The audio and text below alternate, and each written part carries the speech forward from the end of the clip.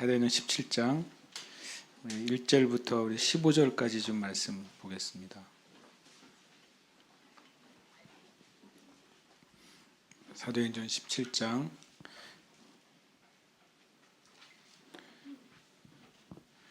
1절에서 15절까지 우리 같이 말씀 봉독하겠습니다.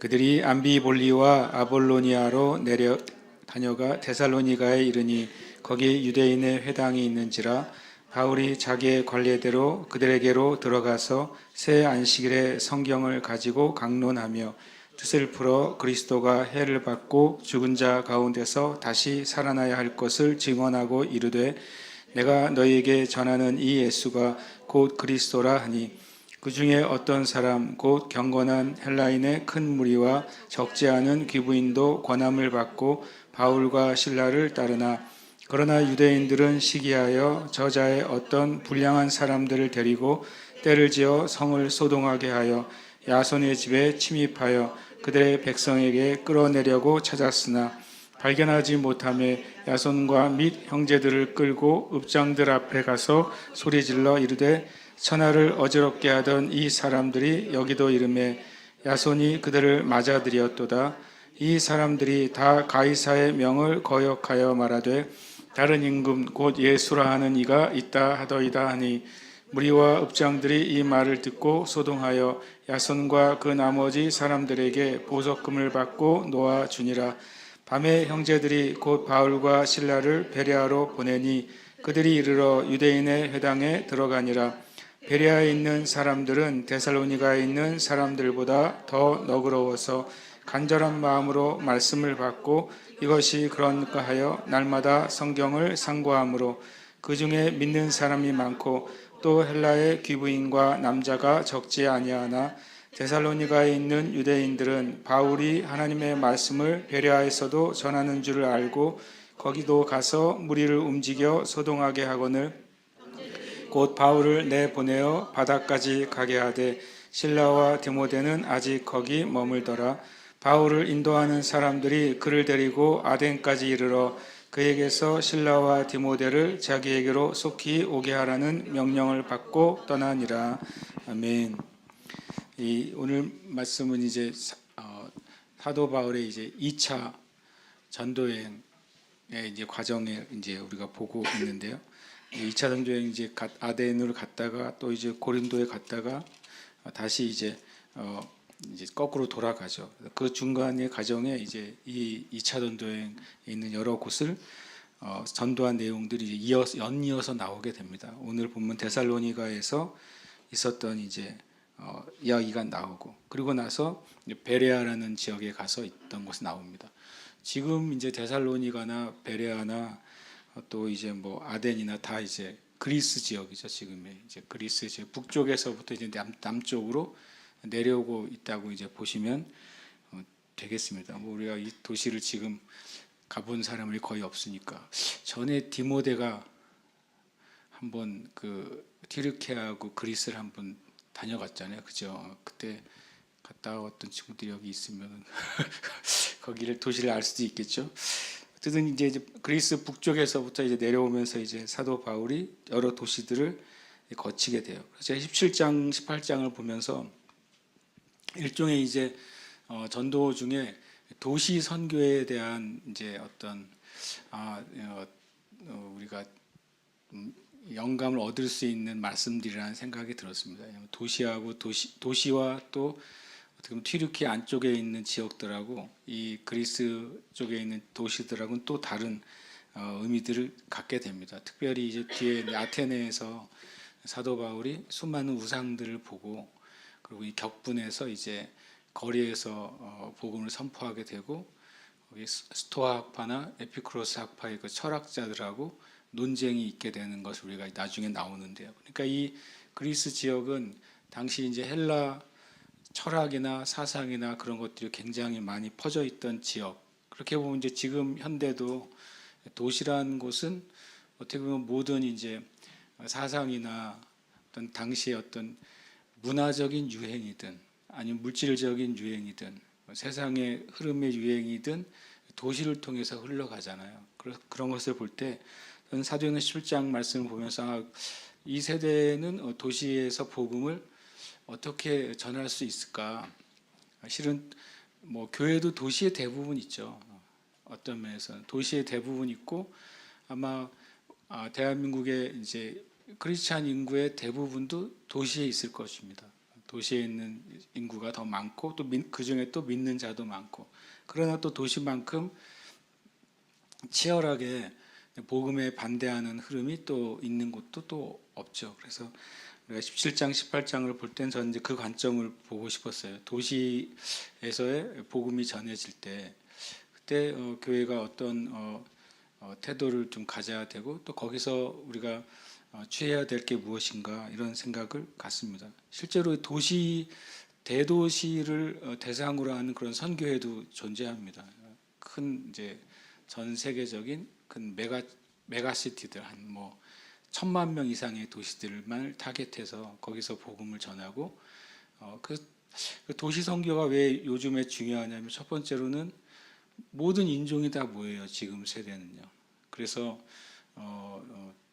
이런 사역도 있더라고요. 해외 선교 사역인데 해외를 안 나고 한국에서 하는 선교 사역을 하더라고요. 왜냐하면 우리나라에 이미 들어와 있는 외국인들이 100만 명 이상이 되기 때문에 그러니까 해외 선교지에 나가서 그 선교지에 있는 사람들을 복음을 전하는 것보다 도시에 들어와 있는 내가 만약에 인도에 대해서 주님이 부르심이 있으면 도시에 와 있는 인도 사람들을 찾아다니면서 복음을 전하는 거죠.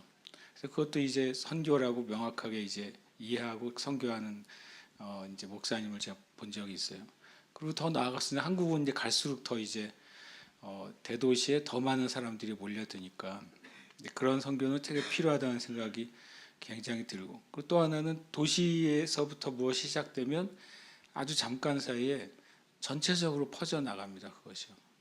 그런데 우리나라 같은 경우는 좀 덜하지만 우리나라 이제 온라인이 뭐 전 세계에서 가장 빠른 국가 중에 하나잖아요.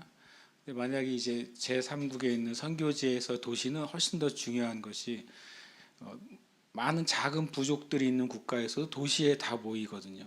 도시에서 예수님 믿은 부족의 청년들이나 지도자들이 다시 자기의 부족과 또 그곳으로 돌아갔을 때 어떤 경우에는 집단 개종도 가능한 것, 그것이 도시 선교의 굉장히 큰 이제 중요한 면이라고들 얘기합니다. 그런 면에서 우리가 17장, 18장이 이제 도시들이 나옵니다. 그래서 그리고 되게 당시로서는 제일 큰 도시들이죠. 당시로서는 사람이 많이 모이고 물류가 있고 그리고 또 사상이 가득한 곳이 이제 이곳들인데 여전히 이제 선교적인 상황은 뭐 다른 데하고 별반 다르지 않습니다. 선교적인 상황은 사도 바울은 첫 번째 무조건 회당 중심이죠. 사도 바울은 선교할 첫 번째 대상을 회당을 항상 선택했다는 사실이 되게 독특합니다. 그러니까 그러면 저도 이제 그런 생각을 해봤어요. 그러면 사도 바울이 볼 때 사도 바울의 선교 대상들이 모일 수 있는 첫 번째 이제 접촉점을 회당으로 본 거죠. 사도 바울은 어디를 가든지 회당을 갔거든요. 그러면 이제 현대 도시에서 교회가 어디든지 사람이 모여 있는 회당과 같은 그 장소들을 찾아야 되지 않느냐 하는 겁니다. 교회도 물론 도시마다 특색이 다르고 그 접촉점이 다르겠지만 그런 사람들이 모이는 장소를 우리는 찾아야 된다. 그리고 그것이 어떤 복음을 전하고 선교를 하는 거점이 돼야 된다. 20세기 와서는 20세기 이후에는 그런 도시에 있는 거점이 어디였을까요? 사도 바울은 회당이었잖아요. 그러면 20세기에는 그 복음이 전해지는 최고의 거점이 어디였을 것 같습니다. 도시마다 있는 게 있어요. 신기하게도요. 그게 뭐냐면 대학이에요. 20세기 이후에는 도시에 있는 제일 중요한 복음과 전도의 거점이 대학이었습니다. 그리고 실제로 19세기하고 20세기에 일어났던 대부분의 부흥 운동의 시작이 캠퍼스였어요. 그런 면에 있어서는 이제 대한민국 교회가 잃어버렸다는 표현보다는 많이 약화됐죠. 대학이 거점이 돼서 복음을 전했던 것이 되게 약화됐어요. 그래서 그럼 그게 불가능한 건가? 왜냐하면 이제 현대 이제 대학생들의 그 삶이나 라이프 스타일이 완전히 많이 바뀌었잖아요. 그 자기의 삶이나 그것이 이제 이전의 대학 생활하고 다른 방식이 됐기 때문에 그것도 전략을 좀 세워야 되는 시대가 된 것 같다. 저는 다시 이제 전에도 말씀드렸지만 그러면 현대 도시든 이제 도시라는 개념이 한국은 거의 없다시피 합니다. 왜냐하면 전 세계에서 도시화율이 제일 높은 나라 중에 탑 5 안에 한국이 들어가기 때문에 미국보다도 한국이 도시화율이 높습니다. 미국이 오히려 도시화율이 80% 이하라고 하고 한국은 어떤 데이터는 95% 이상이라고도 보아요. 대단한 나라가 된 거죠. 그렇게 봤을 때 그럼 우리는 이제 지금의 거점은 뭐냐? 지난번에 나눠드렸지만 우리가 이제 찾아야 될 거점인데 온라인이 거점입니다. 그 거점을 어떻게 교회가 그 안에서 복음을 전할 통로를 만들어 낼 것인가, 이게 되게 굉장히 큰 일입니다. 왜냐하면 이게 갈수록 이제 그 사람들의 삶이 더 예전보다 더 개인화되고 더 쪼개져서 대면의 삶을 살지 않아도 인생 사는데 지장이 없는 시대가 다가오니까 교회만 이렇게 저와 여러분들이 이렇게 얼굴과 얼굴을 대하여 보고 같이 교제하고 또 나누고 예배하지, 그 외에는 자기의 특별한 이익이나 특별한 관심이나 특별한 이슈가 없이는 이렇게 오프라인으로 모이는 일들이 많지 않아지는 거예요. 그러니까 우리가 주님 앞에 좀 기도가 필요하고, 그것은 이제 모든 세대가 온라인 안에 선교지가 있고 복음의 거점이 있다는 사실을 좀 이제 깨달아야 될 때인 거죠. 제가 아까 말한 것처럼 이제 사도 바울은 어느 도시를 가든 뭘 찾는다고요? 회당을 찾잖아요. 그것처럼 만약에 교회가 어떤, 우리 교회도 좀 이제 기도해봐야 되겠지만, 만약에 어떤 복음을 전해야 될 온라인의 거점 하나 우리가 잡는다. 그러면 이제 사도 바울처럼 거기를 계속 들락날락 해야 되는 거죠. 모든 전도자들 다니면서 그것을 통해서 복음의 길이 열리도록 해야 될 때가 됐습니다. 우리가 지금 뭐 전에는 이제 온라인이나 인터넷은 10대, 20대의 전유물처럼 느껴졌지만 지금은 그런 세상이 아니잖아요. 그래서 우리가 이제 앞으로 AI 교육을 하려고 하고 또 하는 이유가 있다면 이제 모든 세대에 열린 공간이 돼야 되니까, 그리고 열리기 시작했고, 그래서 그것을 우리가 취해야 된다고 생각이 저는 듭니다. 그래서 그런 의미에서 우리가 이런 거점들을 좀 기도해 봐야 되겠다. 그리고 우리가 기도하고 주님이 그런 길들을 보여주실 때 마치 이제 사도 바울이 회당을 매번 찾아갔던 것처럼 우리도 어떤 그 온라인상의 어떤 거점을 계속 찾아가는 일을 해야 될 겁니다. 그래야 복음이 들어가는 이제 틈을 우리가 볼 수 있는 시대가 됐다. 저는 그렇게 생각합니다. 저도 기도하겠지만 여러분들이 기도하시고 주님의 마음이 있으면 같이 나눠주시면 너무 좋겠습니다. 데살로니카에 이제 들어가게 됩니다. 갔더니 1절에 보니까 거기 유대인의 회당이 있다. 그 말은 이제 사도 바울이 찾은 것이죠. 여기에 과연 유대인의 회당이 있을까? 완전히 이방 사회인데 여기에도 유대인 회당이 있을까 하다가 찾아낸 것입니다. 찾아내고 바울이 자기의 관례대로 그들에게 들어가서 새 안식일에 성경을 가지고 강론합니다. 세 번의 안식이니까 3주잖아요.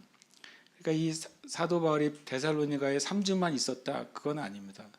어떤 기간이 있는 동안에 3번 복음을 전하게 되는 것이죠. 그러면서 3절에 보니까 뜻을 풀어 그리스도가 해를 받고 죽은 자 가운데 다시 살아나야 할 것을 증언하고 이르되 내가 너에게 전하는 예수가 곧 그리스도라. 우리는 되게 단순한 메시지잖아요. 그리스도가 뭘 받는다고요? 해를 받는다. 우리는 그리스도가 메시아가 고난을 받는다고 하는 얘기를 하면은 자연스럽게 이사야 53장이 떠오르잖아요. 고난받는 의로운 종인 그분, 그리고 그분이 예수 그리스도, 우리는 자연스럽게 떠오릅니다. 놀랍게도 유대인들 지금도 그렇고 이 당시엔 더더욱 그렇고 유대인들의 생각 안에는 메시아는 고난받을 수 없다고 믿었습니다. 그리고 메시아는 죽어서는 안 된다고 믿었습니다.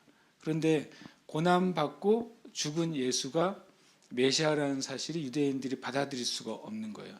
일종의 아니 우리의 메시아가 이 세상에 이 세상과 마귀에게 고난을 받는다. 그 말이 안 된다고 생각하는 것이죠.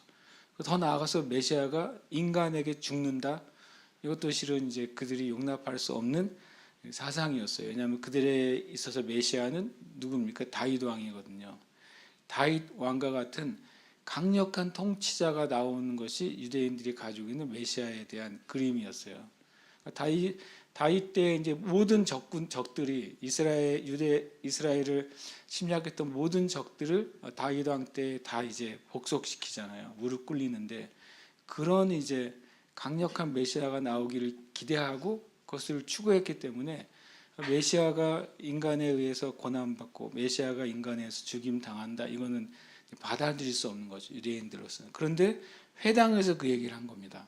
회당은 기본적으로 유대인들이 모이고 그 다음에 유대인의 신앙에 관심이 있는 경건한 자들, 사도행전은 경건한 자들이라고 하죠. 그들이 모이는 곳에서 그들이 진짜 싫은 소리를 한 거죠.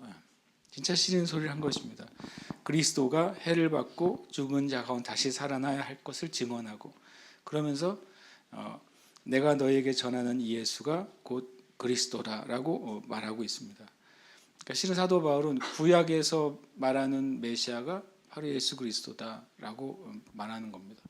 이 말씀 묵상하다가 그럼 우리가 복음을 전할 때 그게 우리에게 어떤 의미가 있는가? 우리가 유대인을 지금 전도하는 건 아니잖아요. 날마다. 그러면 이 말씀, 구약에서 말한 그 그리스도가 바로 예수님이야라고 말하려면 우리의 삶에는 우리가 누군가에게 복음을 전할 때 이것이 어떻게 적용이 될 수 있을까? 그것은 뭐냐면 사람마다 다 추구하는 자기의 그 인생의 행복과 기쁨과 목적이 있잖아요.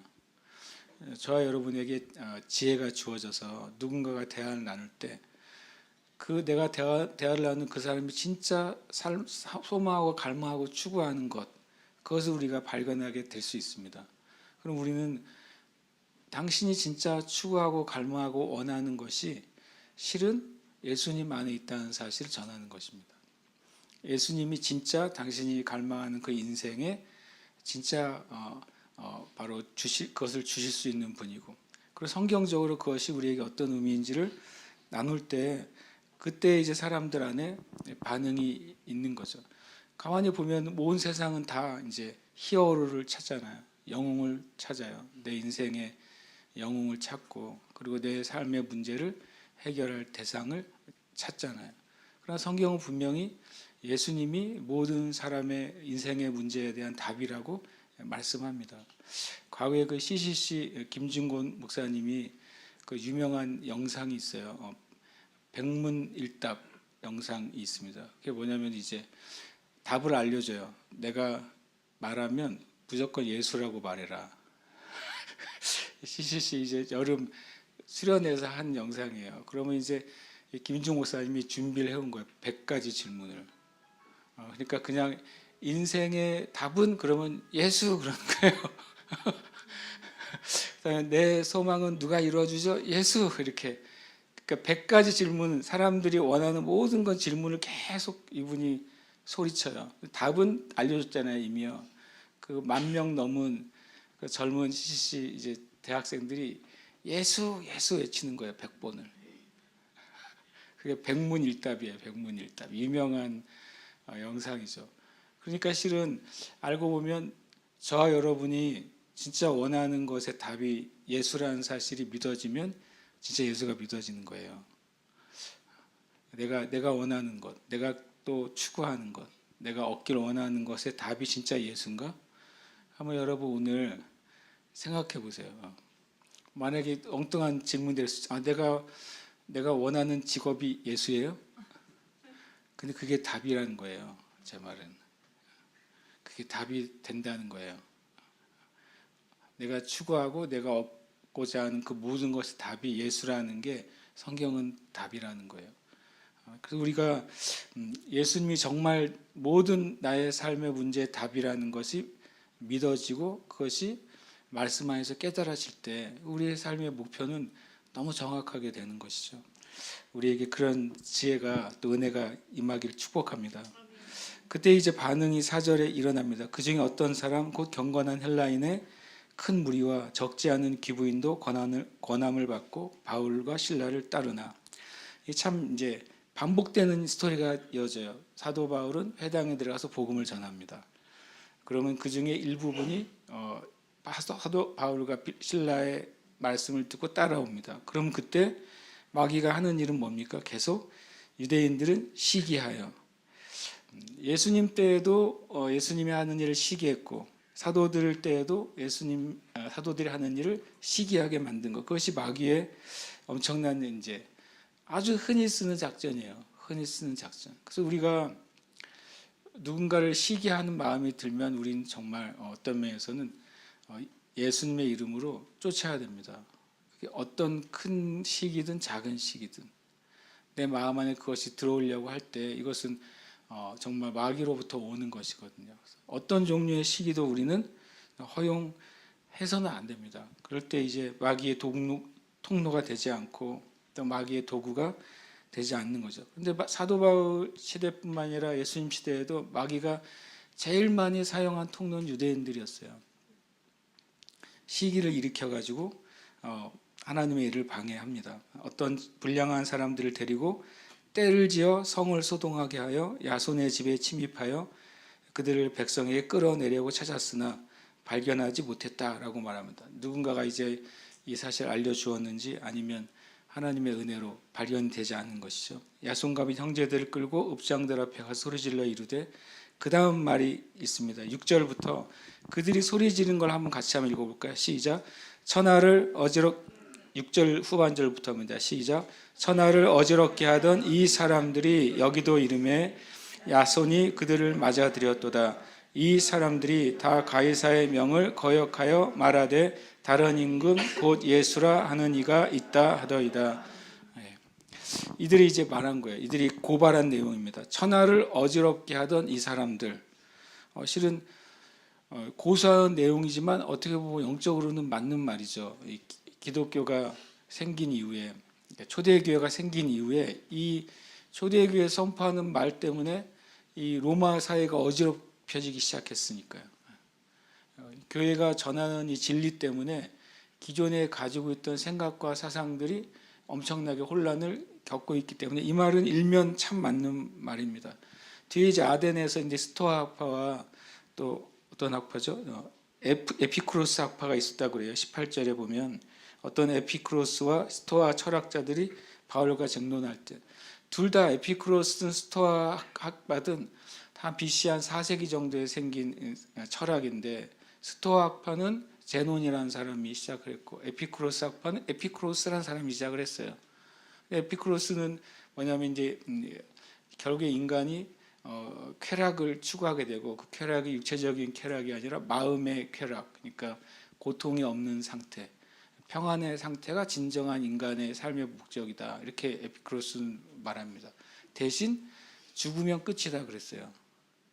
뭐라고 표현해? 에피쿠로스는 인간이 죽으면 의식이 소멸된다.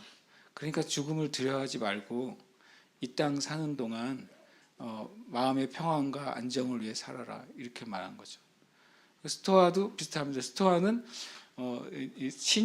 에피쿠로스 신이 있기는 있을지 모르지만 이 세상에 관여하지 않는다 그랬어요. 에피쿠로스 학파는요.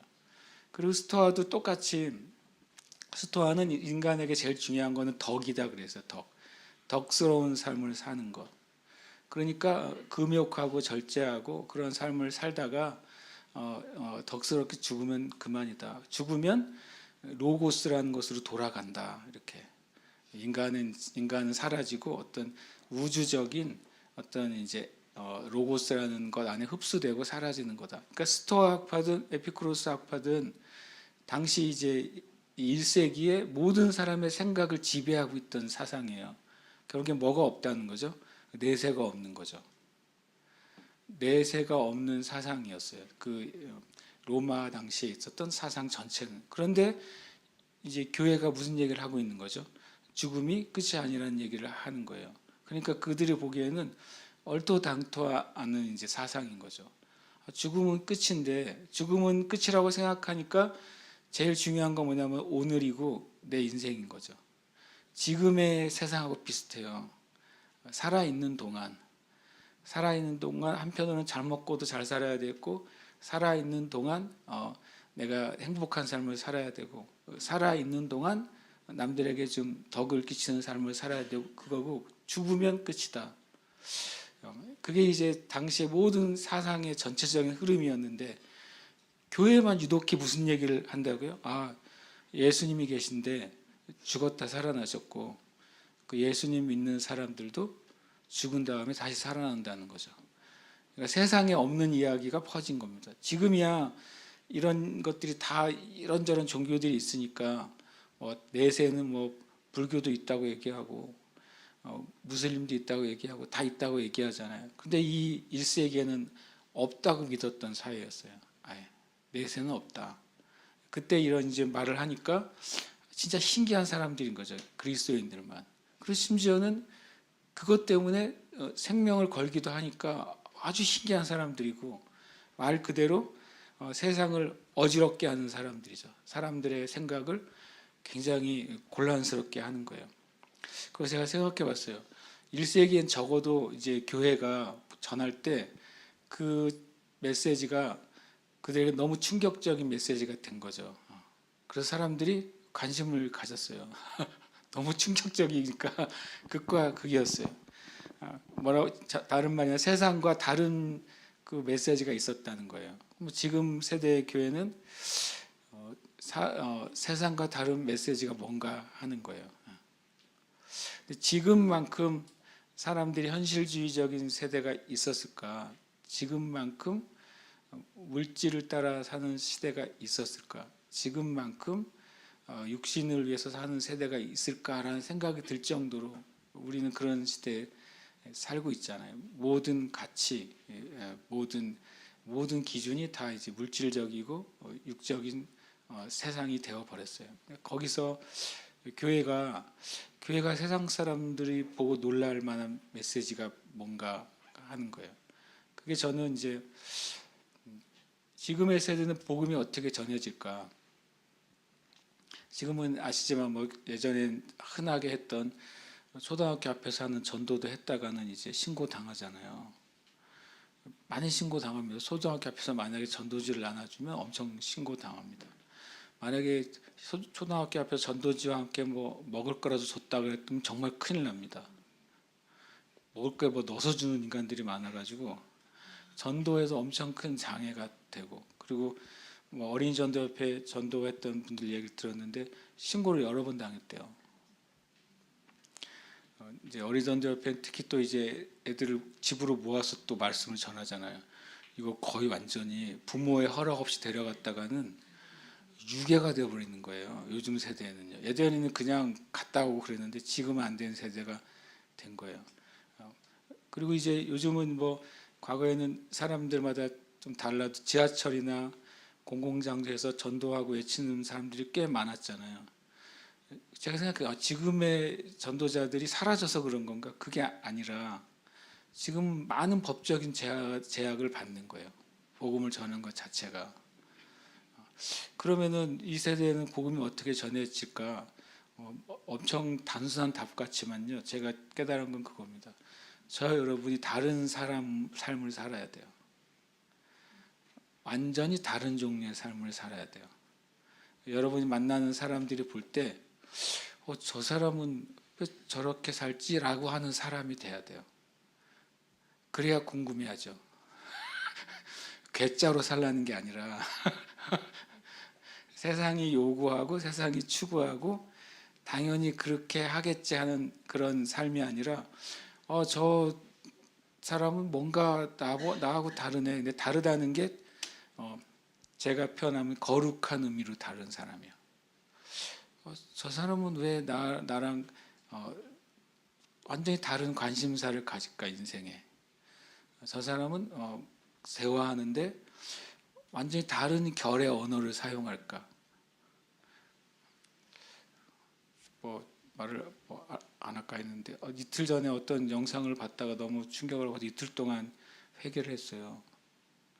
오늘 이제 기독교 관련 어떤 그 뉴스를 보다가 뒤에 연결이 돼 있어가지고 이걸 봐야 돼 말아야 돼 봤더니 이제 어느 목사님의 육성 욕설 파일이 공개가 돼 버렸더라고요. 그래서 이걸 들어야 돼 말아야 돼 들었어요. 그랬다가 지금 이틀째 제 마음이 고통스럽습니다. 정직하게 너무 고통스럽고 그러니까 이게 참 얼마나 두려운 일이에요. 정말 두렵고 저는 손이 떨렸어요. 처음에 듣고서 이럴 수가. 그런데 뭐 찾으려고 하지 마시고 그냥 이틀이 괴로웠어요. 그걸 봤다가 근데 그걸 이제 한 그분은 되게 점잖은 분이었어요. 자기는 교회를 위해 기도합시다. 목회자들 위해 기도합시다. 그래서 이제 그게 이제 알려져 버린 겁니다. 아마 좀 있으면 아마 많이 알려질 것 같아요. 제가 말해서가 아니라 일파만파 퍼지고 있으니까. 제가 두렵더라고요. 교회가 목회자가 세상하고 다른 방식으로 사는 게 저는 지금 세대 전도의 통로라고 믿게 됐어요. 다른 사람이 돼야 돼요. 저 여러분이 세상에서 추구하는 가치와 다른 가치를 추구하는 사람이 돼야 돼요. 누군가 여러분을 만났는데 이분은 말 그대로 정말 정말 육적이지 않네. 뭔가 나하고 다른 고상하고 훨씬 높은 차원의 삶을 추구하고 살아가네 라는 사람이 그리스도인들이 돼야 돼요. 지금 그렇지 않으면 그것이 영향을 줄 수 있는 시대가 아니라는 걸 제가 굳게 알게 됐어요. 로마 시대에 가장 핍박을 받은 종교가 기독교였는데 가장 깊숙이 침투한 종교가 기독교였잖아요. 왜냐하면 로마 시대의 그리스도인들은 당시의 로마 사회 사람들하고 완전히 다른 종류의 사람들이었기 때문에 그래요. 완전히 다른 종류의 사람. 에베소의 그 아담의 여신을 섬기는 여사제들이 2,000명이었다고 기록합니다. 여사제들은 다 그 집창촌에 있는 사람들이었던 거예요. 그게 이제 일반화된 사회에서 성과 그런 모든 윤리적인 기준이 로마 시대는 엄청나게 지금의 기준은 낮았잖아요. 낮은 사회에서 유독 그리스도인들만 놀랍게도 윤리적이고 그리고 거룩하고 정직한 사람인 거예요. 처음에는 호구들이죠. 그런 사람들이. 달고 보면 그렇지 않습니까? 약삭 빠르고 이기적이고 악한 세상에서는 그렇게 사는 사람은 완전히 호구고 바보 같은 사람인데 그게 한 세대만 지나가면 어떻게 될까요? 아는 거죠. 완전히 다른 종류의 사람들이 있다는 걸 세상이 아는 겁니다. 지금 시대는 제가 생각했어요. 목회자도 완전 다른 종류의 목회자들이 일어나야 된다. 교회 성도들도 완전 다른 종류의 성도들이 일어나야 그래야 세상이 보고 이들이 다른 사람이구나를 알게 되고 그것이 정말 의미 있다고 알게 되면 복음을 들을 겁니다. 그렇지 않고서는 교회가 막 떠든다고 복음을 듣는 게 아니에요. 그게 참 지금 이 진짜 복음이 전해져야 될 때 우리가 살고 있구나.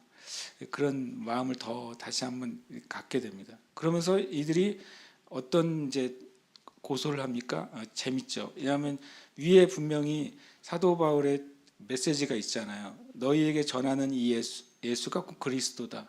사도 바울은 분명히 구약에 있는 그 메시아가 바로 유대에서 살다가 죽고 부활한 그 예수다. 이게 메시지잖아요. 그런데 그들이 어떻게 이제 말하죠? 야손이 그들을 맞아들였도다. 이 사람들이 다 가이사의 명을 거역하여 말하되 다른 임금 곧 예수라는 이가 있다. 와, 되게 재밌죠. 복음의 메시지를 뭐로 변질시킨 겁니까? 정치적인 메시지로 변질시키죠. 지금도 그렇게 합니다. 지금도 하나님의 복음의 메시지를 정치적인 메시지로 변질시키는 것이죠. 그래서 이것을 이제 공격합니다. 그렇게 되면 이제 교회는 뭐가 되냐면 이 가이사에 대적하는 반역의 무리가 되는 겁니다. 실제로 1세기와 2세기에 많은 기독교인들이 이 반역죄로 처형을 당했어요. 예수 믿어서 처형당한 게 아니라 로마에 반역하는 반역죄로 처형을 많이 당했습니다. 그렇게 순교를 많이 당한 거죠. 그렇게 봤을 때 이제 이 다른 임금 곧 예수가 하는 이가 있다. 이것도 아까 말한 것처럼 진리이면서 거짓인 거죠. 교회가 선포한 것은 예수님이 인간 권세자의 자리에 오르게 오신 분이라는 사실을 말씀하지 않았음에도 불구하고 이 세상은 그것을 이렇게 말하고 있는 겁니다. 요즘 보면 이제 뭐 종교단체 해산법 이런 게 나오잖아요. 얼마나 되게 재밌어요. 왜냐하면 교회는 종교가 아니거든요. 그러니까 그런 이제 사이비이고 그리고 이단이 이제 문제를 발생한 것이 이제 다 싸그리 뭐를 말하면 종교라고 말하는 거죠. 그래서 종교단체 해산법이 뭐 어떤 식으로 만들어지면 그게 뭐가 되겠습니까? 이제 정부나 권세자들이 많은 종교들을 컨트롤하는 법이 되는 것이죠. 그런 일이 생긴다면 어떻게 될까요? 제가 자주 말하지만 영광스러운 때가 다가오는 거죠. 영광스러운 때죠. 우리나라에 안타깝지만 이제 북한이 공산화됐을 때 그때 수많은 교회와 또 목회자들과 교회 지도자들이 왜 순교당했습니까? 공산주의의 적이니까요. 예수 믿어서가 아니라 공산주의의 적이고 공산주의 사회를 가로막는 암적인 존재들이기 때문에 제거되고 대상이 되고 그들이 감옥 가는 대상이 됐잖아요. 베트남도 마찬가지입니다. 베트남이 공산화된 다음에 분류를 했다 그래요. 이렇게 사회주의 개념으로 갱생이 가능한 사람들은 수용소에서 계속 세뇌 교육을 시켰습니다. 그런데 갱생 불가의 사람들이 있었어요. 갱생 불가의 사람들. 그 사람들은 다 죽였죠. 첫 번째가 누구겠습니까? 목회자들, 갱생 불가의 사람들. 그 다음에 고위 공직자들, 갱생 불가의 사람들, 의사나 그 다음에 학자들 다 죽였습니다. 그러니까 얼마나 이 마귀가 이런 방식입니다. 이렇게 복음과 상관없는 것이 이제 마귀는 다른 임금 곧 예수라는 이가 있다. 이 메시지로 이제 사람들을 불법적으로 잡은 거죠. 그렇게 됐을 때 8절에 보니까 무리와 읍장들이 이 말을 듣고 소동하여 야손과 그 나머지 사람들에게 보석금을 받고 놓아주니라. 이게 되게 저는 이해가 안 됐어요. 여러분 이해가 되세요? 잡은 다음에 놓아줬어요. 이게 말이 되나? 그래서 이걸 한번 찾아봤어요. 도대체 이 8절과 9절에 어떤 어간의 내용이 있길래 모았으면 뭐 재판을 하든지 아니면 다른 데 같은 데서는 뭐 사도 바울과 바나바가 신라가 매맞고 감옥에 갇히고 그러잖아요. 여기는 무리와 읍장들이 이 말을 듣고 소동해서 야손과 그 나머지 사람들에게 보석금을 받고 놓아주니라. 나중에 데살로니가서에 보면은 데살로니가에서 마귀가 우리를 방해했다는 말이 있어요.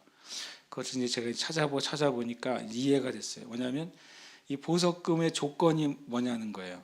보석금의 조건이 더 이상 이 데살로니가에서는 그런 복음 집회나 군중 집회를 하지 못하게 되는 조건으로 나온 것입니다. 그러니까 마귀가 이 땅에 복음이 전해지지 못하도록 조치를 한 거죠. 예를 들어서 뭐 대한민국의 악법의 차원에서 하별구치법이 통과되면 어떻게 될까요? 만약에 교회에서 목회자들이 동성애나 그것이 죄라고 말했을 때 누군가가 첫 번째 1차 고소하면 1,000만 원인가요? 1차 고소하면 1,000만 원인가 그럴 겁니다. 그 다음에 1,000만 원 냈어. 근데 또 해. 그러면 어떻게 됩니까? 그 다음부터는 이제 감옥에 가는 게 되잖아요. 그러니까 합법적인 핍박이 늘 이제 역사 가운데 있어 왔어요. 여기서도 마찬가지. 합법적으로 당신들이 다시 이제 이 복음을 전하면 어떻게 되는 거예요? 이제는 이제 감옥에 가고 복음 그렇게 될 것을 이제 그 조건 하에서 보석권을 받고 놓아줬다는 것이죠. 근데 놀라운 사실이 있습니다. 데살로니가에서 이런 일이 있었잖아요. 3주 동안 복음을 전했고 몇 명이 말씀을 들었지만 유대인들이 소동을 일으켰고 그리고 이제 법적으로 불법이 됐잖아요. 근데 데살로니가 전후서를 읽어보시면 너무 놀랍습니다. 데살로니가전서 1장에 보면 너희가 믿음과 사랑과 소망 가운데 견고하게 있는 것 때문에 내가 너무 감사합니다. 그래요. 1장에서 사도 바울이. 데살로니가 후서 1장에서 뭐라 그런지 아십니까? 너희의 믿음이 더욱 자라서 난 너무 감사하다 그럽니다. 데살로니가 교회가 부흥한 거예요. 놀랍게도요. 사도 바울과 바나바는 이제 집회를 할 수 없게 손발이 묶였는데 법적으로 그래서 거길 떠날 수밖에 없었는데 거기에 심겨진 복음은 오히려 역사가 나타나 가지고 사도 바울의 서신서 중에 믿음에 대해서 가장 칭찬한 교회가 놀랍게도 데살로니가 교회예요. 참 하나님의 복음의 역사는 어떤 법과 또 세상의 권력과 그 상황을 뛰어넘어서 역사한다. 그걸 좀 보여준 게 이 데살로니가 교회 이 도시 선교회 주님이 하신 일이라고 저는 생각합니다. 그러니까 우리가 이런 특히 이제 당장 열매가 없는 사역들이 가끔 있잖아요. 당장 열매가 없는 사역들이 뭐가 있겠어요? 예를 들어서 뭐 군인들한테 전도하는 건 당장 열매가 없어 보여요. 그 다음에 초등학생들에게 전도하는 건 당장 열매가 없어 보여요. 그렇잖아요. 그리고 예를 들어서 무슨 월드컵이나 아니면 뭐 올림픽이나 이런 데 가서 전도하는 건 당장 열매가 없어 보이잖아요. 가서 뭐 나눠주고 전도하면 다 흩어질 텐데 열매가 있을까 하는 거예요. 어떤 집회로 모여서 하는 전도가 당장 열매가 있을까라는 생각이 들잖아요. 근데 우리가 굳게 믿어야 될 것은 진짜 복음이 전해진다면 그때 하나님 역사하신다는 걸 믿어야 돼요. 그게 우리가 정말 믿어야 될 일이죠. 우리 이번에 하학구미 극동방송 그 현악을 갔다 왔잖아요. 거기에 가면은 우리도 한번 안 가보신 분들은 가셔도 좋겠는데 가면은 거기에 북한에서 온 편지 원본이 거기 딱 있습니다. 북한에서 온 그 북한 어느 형제가 쓴 편지. 그러니까 이 극동방송이 이제 벌써 55년 됐잖아요. 네, 55년 됐나요? 그래서 이제 오랜 시간 동안 북쪽으로 송출을 했는데 진짜 북한 사람들이 이걸 듣는가? 그러니까 극동방송 내에서도 의심이 됐대요. 이거 정말 들을 수 있을까? 들을 수 있는 환경이 과연 북한이라는 곳에 있을까? 계속 매일 밤마다 전파를 보내는데 근데 어느 날 중국을 통해서 한국에 온 사람을 통해서 전달된 거예요. 편지가. 그리고 거기에 보면 이제 헌금도 같이 옵니다. 그러니까 자기가 모은 11조예요. 거기에 보시면 그 원본 편지가 있어요. 그래서 자기가 언제부터 방송을 들었고 그걸 들으면서 하나님을 어떻게 만나는지가 이렇게 있는 거죠. 그게 되게 극동방송에 하면 엄청난 증거거든요. 그래서 거기 다른 편지도 보면 이렇게 찬송가가 너무 좋은데 찬송가를 뭐라 그랬더라?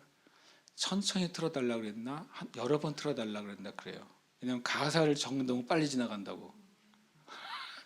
가사를 적어서 찬양을 하고 싶은데 그래서 어떻게 하냐고 그랬더니 다른 제가 듣기로는 여러 명이 같이 들으면서 김 집사는 1절 2절만 외우는 거야. 들으면서 동시에 그 찬송가 가사를 찬송가는 싹 지나가잖아요. 그러니까 한 사람 들으면서 1절만 기억하고 어느 사람 후렴만 기억해가지고 모아서 찬송가를 손으로 적어서 찬양을 한다고 그러더라고요. 그리고 또 성경이 없으니까 성경도 이제 극동방송에서 성경을 읽어주잖아요. 설교자가 봉독하면 그걸 또 나눠서 듣는데요. 전반절, 후반절 나눠서 듣고서 빨리 들은 다음에 다시 기록하는 거예요. 그러니까 그런 사연이 이제 그 편지에 나와요. 그런 거 보면서 우리 가끔 많은 사역들이 눈에 안 보이는 열매가 눈에 있을까 하는 사역들이 굉장히 많거든요. 그러나 저는 이 데살로니가를 보면서 이렇게 회방이 있고 그리고 어떻게 보면 공식적으로도 불법이 됐지만 그러나 하나님은 데살로니가 지역에 역사하셔서 교회를 일으키시고 또 사람들이 예수 믿게 되고 사도 바울이 정말 자랑하는 교회가 됐다는 게 하나님의 역사를 우리가 진짜 믿어야 되겠다. 그래서 우리 여기 계신 우리 형제 자매님들이 누군가에게 예수님의 말을 하고 하나님 말을 말하는 것이 말해봤자 소용없겠지 이런 말을 생각을 하지 마시길 축복해요. 그 듣는 자가 반응을 하든지 않든지 우리는 사랑으로 말하고 진리로 말할 때 하나님이 그 영혼에 심으시는 씨앗이 된다. 그리고 하나님은 하나님의 때에 반드시 열매를 맺는다. 그 사실을 우리가 믿어야죠. 그리고 하나님은 그것을 하시는 겁니다. 그것이 참 이 세대의 교회가 아까 나눈 것처럼 교회에 있는 믿는 성도들이 다른 종류의 사람이 돼야 된다. 그래서 그것이 우리 자체가 복음이 돼야 된다. 사도 바울이 그 말 하잖아요. 너희가 그리스도의 편지라고. 그러니까 세상이 우리를 읽는 거죠. 성경을 읽기 전에 교회 와서 예배를 드리기 전에 나라는 그리스도의 편지를 읽게 되면 그가 주님을 알게 되는 겁니다. 그것이 오히려 이제 이 엄청난 이제 과학이 발달하고 사회가 바쁘게 돌아가는 세대에 가장 강력한 저는 복음의 수단이라고 믿습니다. 오늘 여기까지는 하고 기도하고 싶습니다. 네. 제가 아까 또 괜히 그걸 들어가지고 이틀 동안 괴로운데 그분이 아니라 내가 해결했어요. 주님, 나는 도대체 말을 제대로 하고 삽니까? 이렇게. 그러면서 진짜로 주님 앞에 저기 베드로서 말씀처럼 심판이 교회로부터 시작돼야 되는구나. 교회가 주님의 그 진리 앞에 그 말씀 검 앞에 쪼개져야 그래야 이 세대 가운데 하나님의 은혜가 임하는구나. 그런 생각을 갖게 되고 또 요엘서를 보면 성령이 언제 임합니까? 먼저 제사장들이 회개할 때, 먼저 임금들이 회개할 때, 먼저 레위 지파들이 죄를 뒤집어쓰고 회개할 때, 그리고 나서 백성들이 회개할 때, 그리고 성령이 임하시잖아요. 실은 변함없는 진리죠. 왜냐하면 하나님의 부흥이 임하기 전에 먼저 믿는 자들이 돌이키는 일이 있어야 되는 거죠. 먼저 믿는 자들이. 세례 요한이 하나님 모르는 이들에게 회개하라고 말한 게 아니잖아요. 하나님 믿는다고 하는 이들에게, 하나님을 섬긴다고 하는 바리새인과 사두개인들에게 독사의 자식들이라고 표현했잖아요. 그리고 너희가 스스로 아브라함의 자손이라고 자랑하지 마라. 하나님은 이 돌들로도 아브라함 자손 만들 수 있다. 그러니까 우리 이 세대의 교회가 우리는 교회 잘 다니는 사람들이고 우리는 예배도 잘 드리는 사람들이에요. 아브라함의 자손이라고 말하지 마라. 이 돌들로도 하나님이 아브라함 자손 만들게 하실 거다고 말씀하셨고 예수님도 돌 가지고 말씀하셨어요. 예루살렘 입성하실 때 호산나 다윗 자손이요. 그러니까 저 아이들이 하는 소리를 하지 못하게 하라 그랬더니 저 아이들이 소리 지르지 않으면 돌들이 소리 지를 거라고 그랬었어요. 돌보다 못한 교회가 돼서는 안 되는 줄 압니다. 그래서 우리가 기도할 때 주님, 우리가 이 땅에 부흥을 원합니다. 그것은 다른 것이 아니라 영혼들이 구원받기를 원하는 겁니다. 가만히 생각해 보세요. 저와 여러분이 예수 믿고 구원받았지만 우리가 아는 많은 사람들이 표현 좀 그렇지만 그대로 이 세상 마치면 표현할 수 없는 영원한 괴로움에서 영원히 있는 거예요. 생각해보면 너무 끔찍하다고 제가 생각이 들거든요. 우리가 육신이든지 마음도 아플 때가 있고 육신도 아플 때가 있잖아요. 근데 육신이 아플 때 그 상태로 영원하다면 어떻게 사람이 살겠어요? 마음이 엄청 괴로운, 마음이 지옥 같아 그런 사람들 있잖아요. 그 마음이 지옥 같은 상황에서 그 영혼이 끊임없이 괴롭고 영혼이 존재한다는 게 너무 끔찍한 일이라고 저는 생각이 들거든요. 지옥을 생각하면. 그러니까 부흥은 어느 지역이나 어느 사회에 그냥 기독교인 수가 많아지는 것, 부흥은 우리 교회가 부흥하고 성장하는 것, 그거보다 더 근본적인 거는 영혼이 살아나는 겁니다. 영혼이 살아나야지. 하나님은 그 모든 영혼을 사랑하시는데 한 사람도 실은 멸망밖에 원하지 않으시는데, 그래서 하나님 부흥 주시기를 원하신다고 저는 믿습니다. 그래서 이 함께 기도할 때 주님, 이 세대에 부흥의 영적인 돌파를 주님 주시옵소서. 주님, 이 세대 가운데 교회가 진리의 말씀에 의해서 쪼개지고, 목회자들이 주님의 진리의 말씀에 의해서 그 쪼개지고, 그래서 세상에 볼 때 완전히 다른 종류의 사람들이 되게 해주시옵소서. 그런 사람으로 우리가 살고 우리 자신이 예수 그리스도의 편지가 되고 우리 자신이 세상의 빛이 되는 삶으로 우리가 살아가도록 주님 우리에게 은혜를 더 주시옵소서. 우리 함께 이 시간 기도하겠습니다.